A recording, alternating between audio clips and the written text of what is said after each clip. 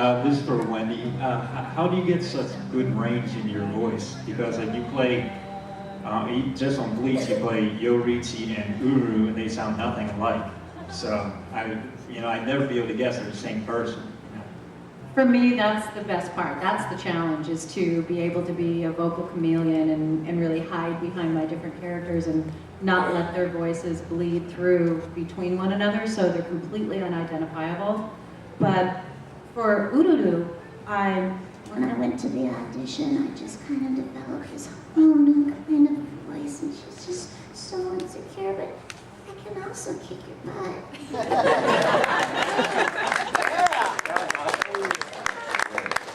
So yeah, I think really the key for longevity in our business is diversity. So having a big bag of tricks and lots of different placements for your voice, and that's what gives you, a variety in your ability to play in lots of different shows.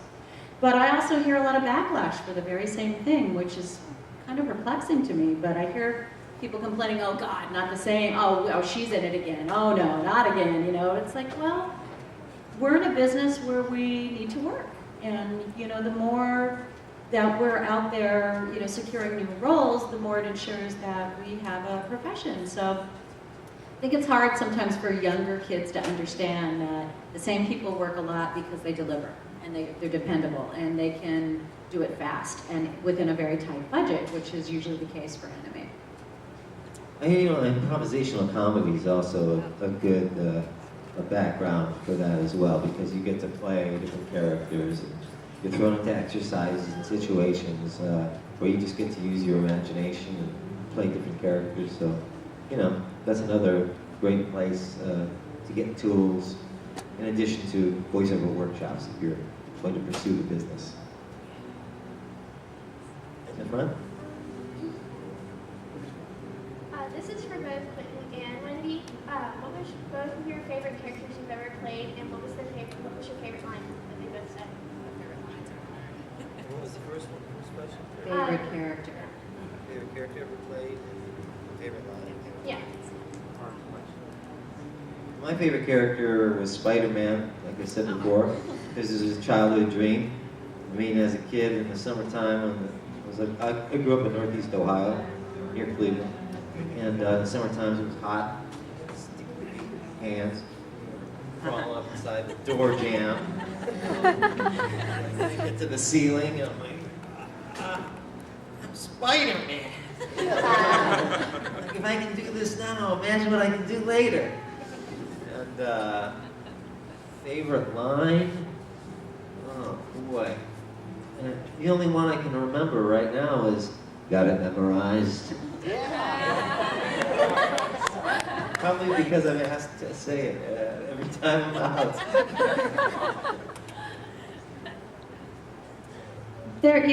We often consider our characters almost like our kids, like our own children, and they all have a little place in our heart, unless they're what we call throat rippers, where you have to do a lot of screaming and you're just like, I don't think I can handle much more of that. I certainly went through a lot of vocal fatigue with Yahiko and Kenshin, and let's see, several others. But the more they fight, the more action there is, the more it's wearing on your vocal cords. But for me, I'm so close to Fei because she's my signature character. So really, she's the girl. She's my, she's probably the most Western written character that I've been able to play. So I feel really akin to her. But I gotta tell you, Haruhi's really a close second. That's awesome.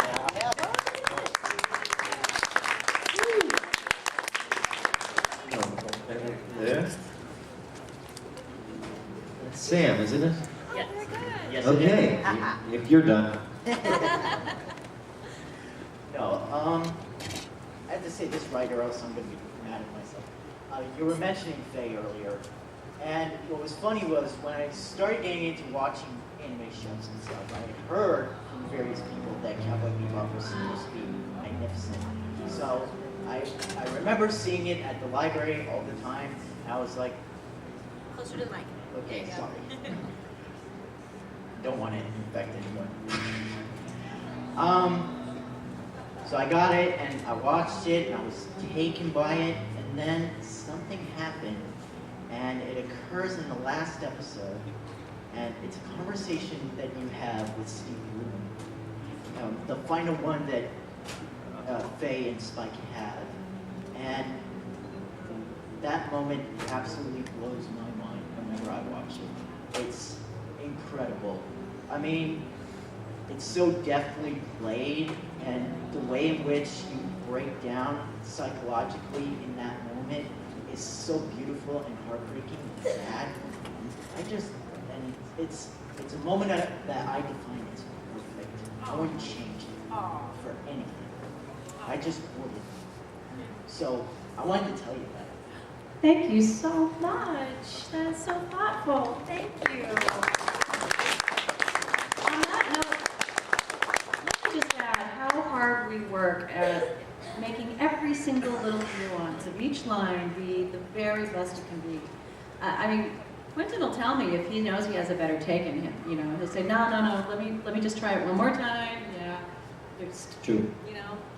So we pour our hearts into this stuff, and we have to deliver very quickly. It's a very interesting right brain, left brain discipline. There's a whole technical aspect.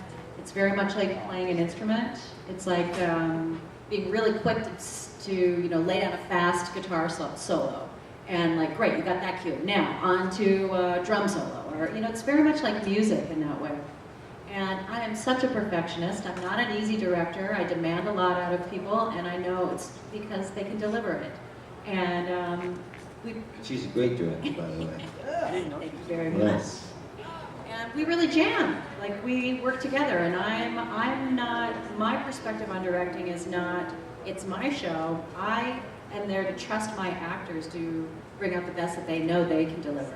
And then to just give them a little feedback and guide and hone and massage it into place. But to trust the intellect and the instincts and the creativity of the people we work with, who are awesome. As you know, I mean, only the best, you know how many people are trying to get into this business and how many people would love to do what we do for free. But this is our living, so the best people that are available are the ones that we're hearing that get these jobs. Anyway, just a note on how much love goes into every single line we record.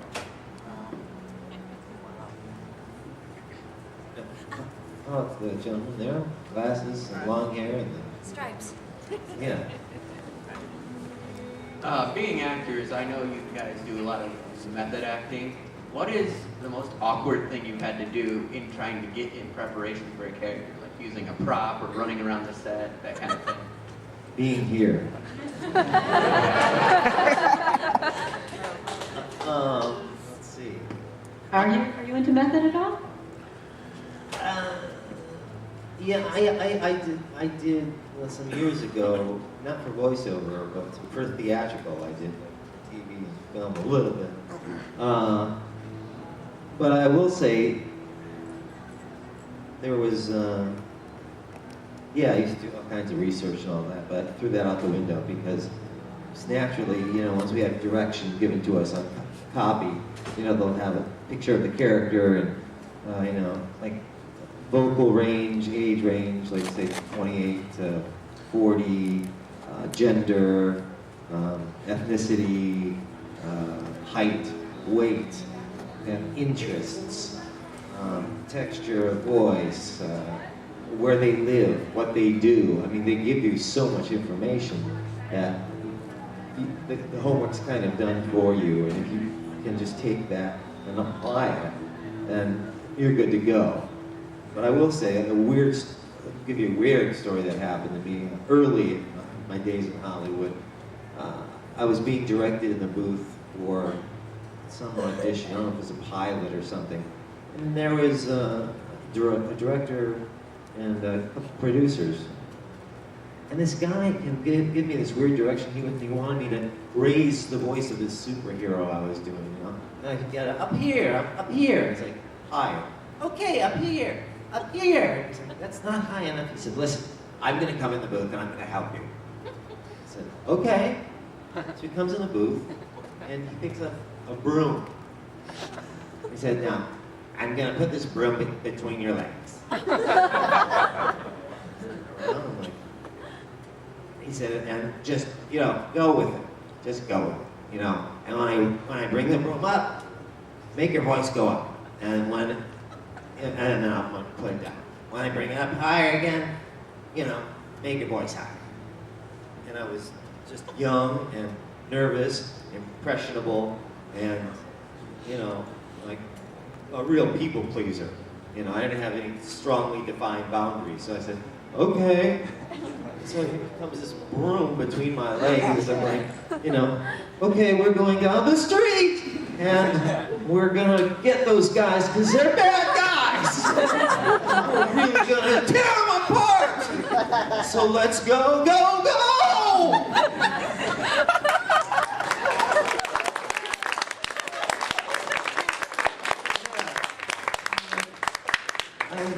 I feel violated. I've been violated. Yeah, and I walked out of there, and he said, "Thank you, that was great. Yeah, it was wonderful." And one of the producers came out right after me. She said, "I am so sorry. We had no idea he was going to do that. It was completely inappropriate. That's never happened before." I said, "Really?"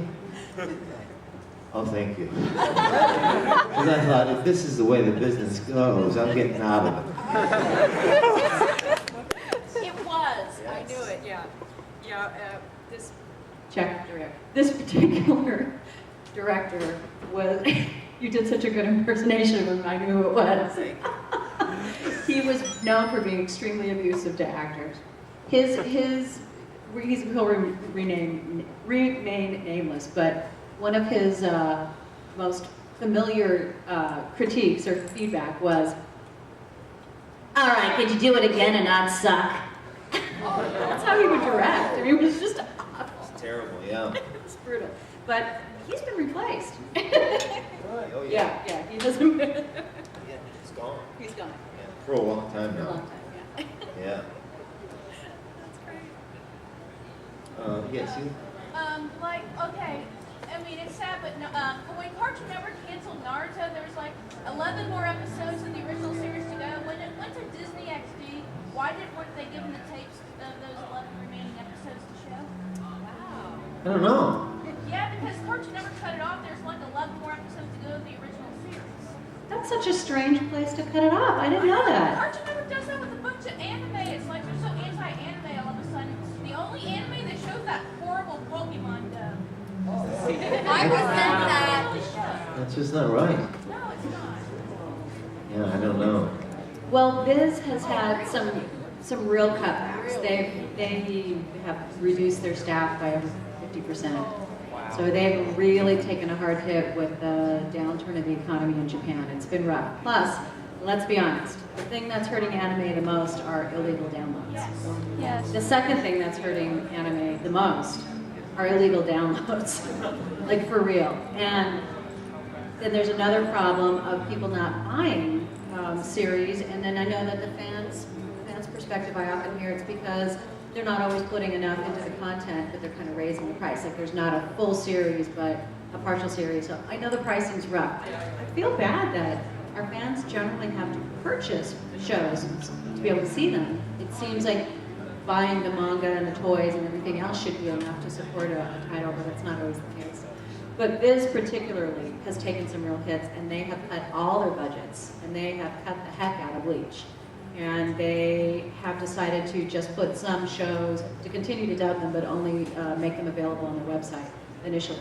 That's what they often say to us, and then later they'll have another air life. They'll be able to air at a later time, or they'll sell the whole, they'll always end up selling episodes. But that's a really good bit of feedback I'm going to take back to the studio and see what happened there. Oh, wow.